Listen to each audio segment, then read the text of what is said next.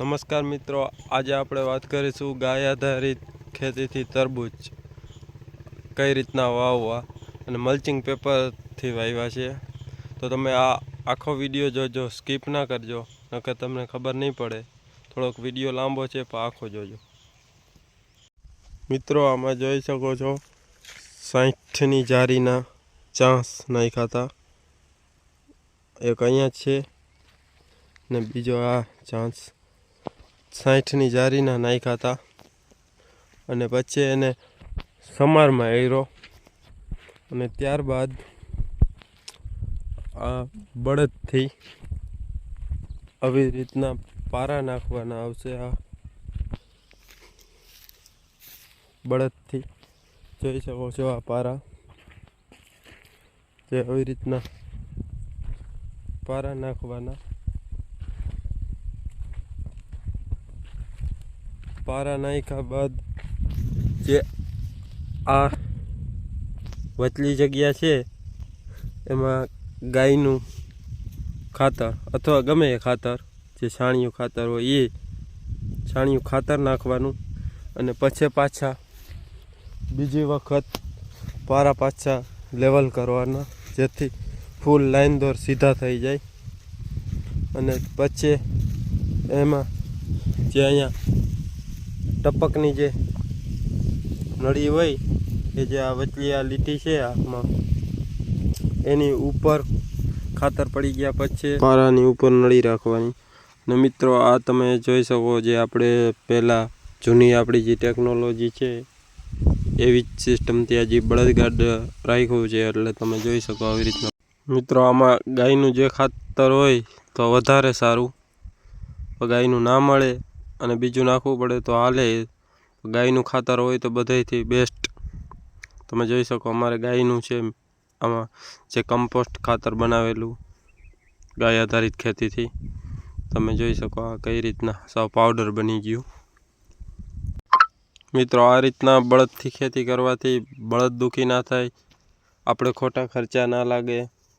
તમે જોઈ શકો આ બળદથી ખાતર ભરવાનું ગાડેથી. પછી મિત્રો, આને આખું કમ્પ્લીટ થાય એટલે આ રીતના પારાની ઉપર નાખવામાં આવશે ખાતર. જો આ રીતના ખાતર નાખવું, જોઈ શકો છો તમે. આ રીતના પારાની વચ્ચોવચ્ચ નાખવાનું. ને પછી મિત્રો, આ જે પારો હોય એને લેવલ કરવામાં આવશે ખાતર નાખ્યા પછી. તમે જોયું આ રીતના. આમાં જેનું કારણ કે મલ્ચિંગ પેપર પાથરીએ તો આપણે ઢેફા કે કોઈ કચરો કે હોય તો કાગળ ફાટે નહીં, એના માટે આ રીતના જોઈ શકો. આવી રીતના પારાને સાફ કરવામાં આવવાનું.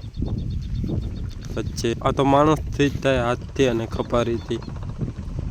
તમે જોઈ શકો આવી રીતના પારાને સાફ કરવાનું. વચલું જે છે એ પાછું મલ્ચિંગ પેપર પથરાય ત્યારે એના ઉપર ધૂળ દબાવવામાં કામ આવી જાય. એટલે કચરાને ઢેફાને બાયણે નહીં ફેંકવાના. આ જોઈ શકો, જે આ વચલો કચરો છે એ વચમાં પાટલામાં પડ્યો. અને આ પારાની નીચે ઓલો જે ચાન્સ છે એ રહી ગયો છે, એટલે નીચે જમીન પહોંચીને ઉપર પારો, એના કારણથી જ ચાન્સ નાખ્યો હતો. તમે જોયો આટલો ડિફરન્ટ. આ ચોખ્ખો પારો, આ ઓલો. આ રીતના સાફ કરવાનું, જોઈ શકો છો. આ મિત્રો, વિડીયો આખો જોજો તો જ સમજાશે. સ્કીપ કરશો તો કંઈ નહીં સમજાય. પછી નળીને વચ્ચોવચ્ચ પાથરી દેવાની, જોઈ શકો આવી રીતના. 60ની જારી પારો છે, વચ્ચોવચ્ચ પાથરી દેવાની સીધી રાખીને. કેમ કે પછી પેપર પથરાઈ ગયા પછી ખબર ના પડે નળી ક્યાં છે, એટલે આવી રીતના સીધી વચ્ચોવચ્ચ પાથરી દેવાની નળી. જોઈ શકો, આ પારા સાફ થઈ ગયા પછી નળી પાથરવાની. આ રીતે વચ્ચોવચ્ચ સરખી.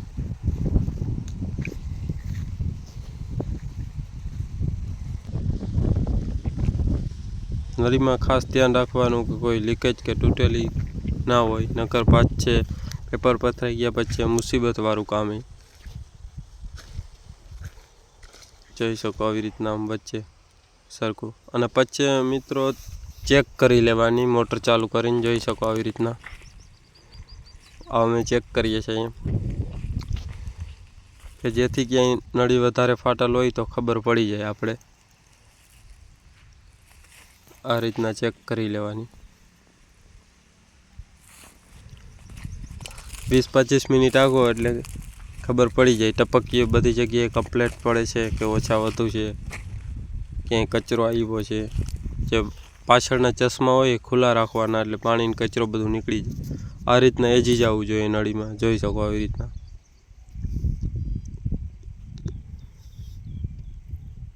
કેટલું એજેલું છે. આ 20-25 મિનિટ આવી હતી.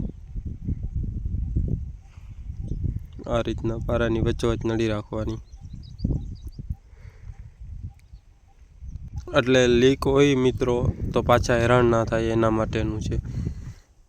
હવે પછી તમે જોઈ શકો આવી રીતના મલ્ચિંગ પેપર પાથરવાનું. આપણે માણસથી જ પાથરવાનું. આનું કોઈ ટ્રેક્ટર કે મશીન આવે છે, આપણે જેમ બને એમ સાધનોનો ઓછો ઉપયોગ કરવો. જોઈ શકો આવી રીતના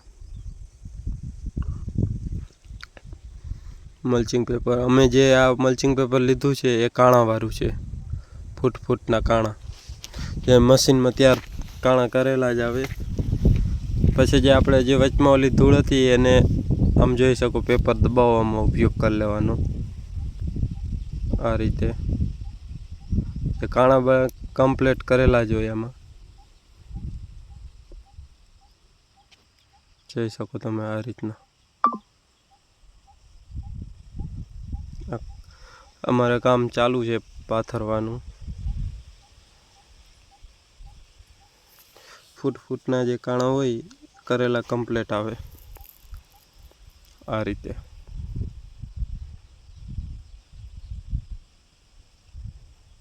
જોઈ શકો છો તમે આ રીતના.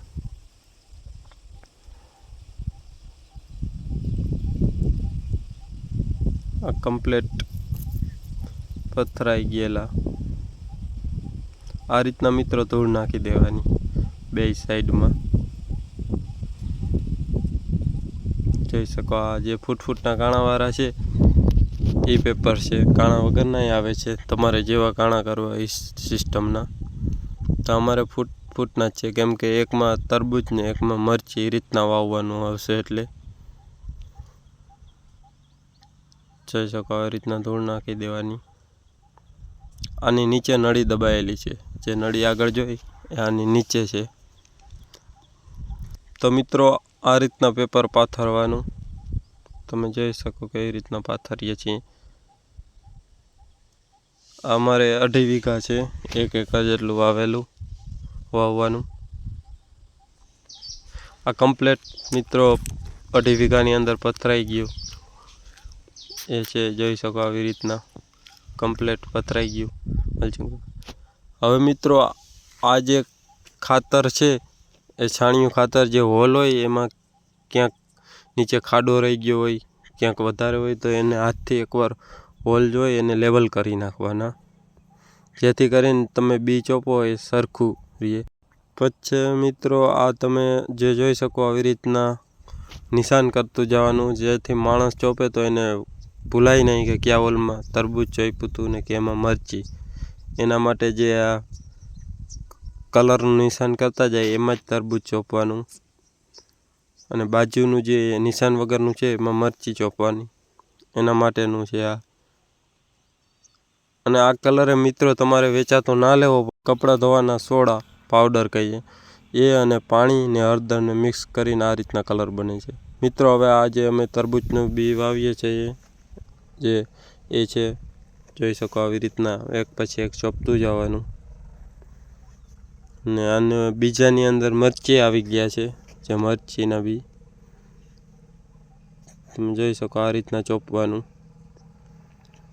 અમે શુભલાભ કંપનીનું બિયારણનો ઉપયોગ કર્યો છે. જોઈ શકો આ રીતના તમે ચોપતું જવાનું